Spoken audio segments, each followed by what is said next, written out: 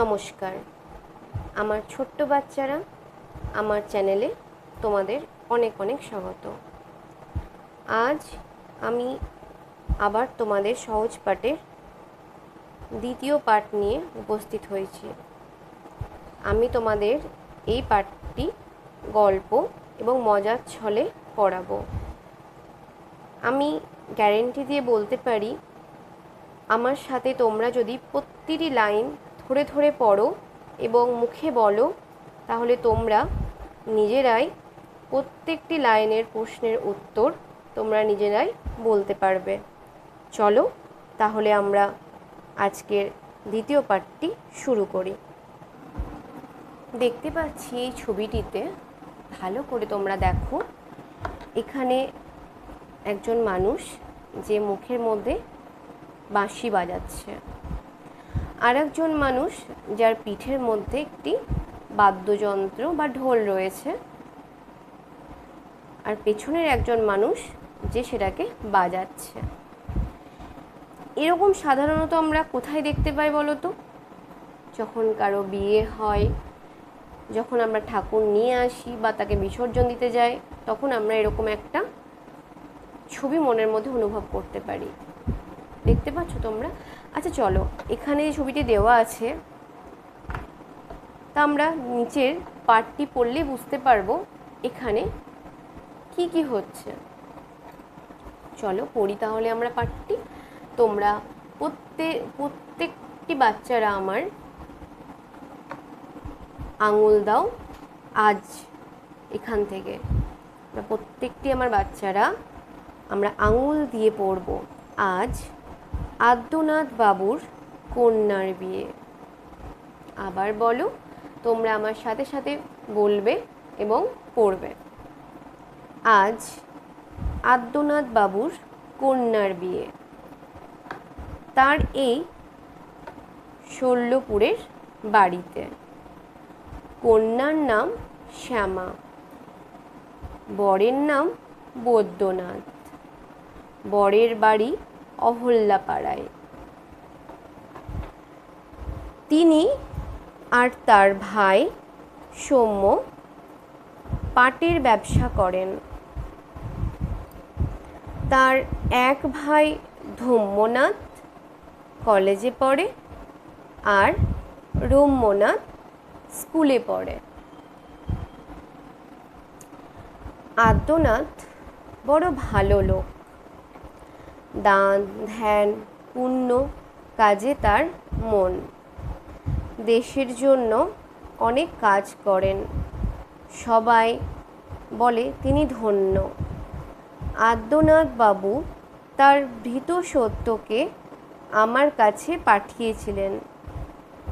আমি বলেছি তার কন্যার বিবাহে অবশ্য যাব। এখানে এসে দেখি আঙিনায় বাদ্য বাজছে। চাষিরা এক বৎসর ভালো শস্য পেয়েছে। চাষিরা এবছর ভালো শস্য পেয়েছে, তাই তারা ভিড় করে এসেছে। ভিতরে ঢুকি সাধ্য কি? অগত্যা বাইরে বসে আছি। দেখছি ছেলেরা খুশি হয়ে নৃত্য করছে, কেউ বা ব্যাট বল খেলছে। নিত্যস্মরণ তাদের ক্যাপ্টেন। চলো আমরা আর একবার পড়ি। আজ আদ্যনাথ বাবুর কন্যার বিয়ে। কার কন্যার বিয়ে? আজ আদ্যনাথ বাবুর কন্যার বিয়ে। তার এই শল্যপুরের বাড়িতে। কন্যার নাম কি? কন্যার নাম শ্যামা। কন্যার বরের নাম কি? কন্যার বরের নাম বৈদ্যনাথ। বরের বাড়ি অহল্যাপাড়ায়, মানে শ্যামার শ্বশুর বাড়ি হচ্ছে অহল্যাপাড়ায়। তিনি আর তার ভাই বৈদ্যনাথ এবং সৌম্য দুজনে কি করেন? পাঠের ব্যবসা করেন। তার এক ভাই ধম্মনাথ কলেজে পড়ে, আর এক ভাই রম্যনাথ স্কুলে পড়ে। আদ্যনাথ বাবুর কন্যার মেয়ে হচ্ছে শ্যামা, যার বিয়ে শৈলপুরের বাড়িতে থেকে হচ্ছে। তার শ্যামার বরের নাম কি? বৈদ্যনাথ। আর শ্যামার শ্বশুর বাড়ি হচ্ছে অহল্যাপাড়ায়। শ্যামার বর এবং তার ভাই সৌম্য পাঠের ব্যবসা করেন। তার এক ভাই ধম্মনাথ কলেজে পড়েন, আর এক ভাই রম্যনাথ স্কুলে। তাহলে আদ্যনাথ বাবুর কন্যার বিয়ে কার সাথে হচ্ছে? বৈদ্যনাথের সাথে। আদ্যনাথ বাবুর কন্যার নাম কি? শ্যামা। শ্যামার বিয়ে কোথা থেকে হচ্ছে? শৈলপুরের বাড়িতে থেকে হচ্ছে। তাহলে শ্যামার বরের নাম কি? বৈদ্যনাথ। শ্যামার শ্বশুর বাড়ি বা তার বরের বাড়ি কোথায়? অহল্যা পাড়ায়। তিনি তার ভাই সৌম্য কিসের ব্যবসা করেন? পাটের ব্যবসা করেন। তার এক ভাই ধম্মনাথ কোথায় পড়ে? কলেজে পড়ে। আর এক ভাই রম্যনাথ কোথায় পড়ে? স্কুলে পড়ে। তাহলে বৈদ্যনাথরা কত ভাই বোন? 4 ভাই বোন। বৈদ্যনাথ, সৌম্য, ধম্মনাথ আর হচ্ছে রম্যনাথ।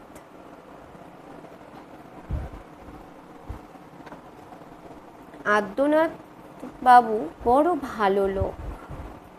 তিনি দান ধ্যান করেন, পুণ্য কাজে তার মন। পুণ্য কাজ মানে যেটা করলে মানুষের ভালো হয়, মঙ্গল হয়, সেই কাজগুলোই তিনি করেন। তিনি দেশের জন্য অনেক কাজ করেন। সবাই, গ্রামের সবাই তাকে ধন্য ধন্য বলে। কাকে গ্রামের সবাই ধন্য ধন্য বলে? আদ্যনাথ বাবুকে। আদ্যনাথ বাবু তার ভৃত্য সত্যকে আমার কাছে পাঠিয়েছিলেন। আমি বলেছি তার কন্যার বিবাহে অবশ্যই যাব। এখানে এসে দেখি আঙিনায় বাদ্য বাজছে। কোথায় বাদ্য বাজছে? আঙিনায় বাদ্য বাজছে। আঙিনায় কি বাজছে? বাদ্য বাজছে। চাষিরা এবছর ভালো শস্য পেয়েছে। কারা এবছর ভালো শস্য পেয়েছে?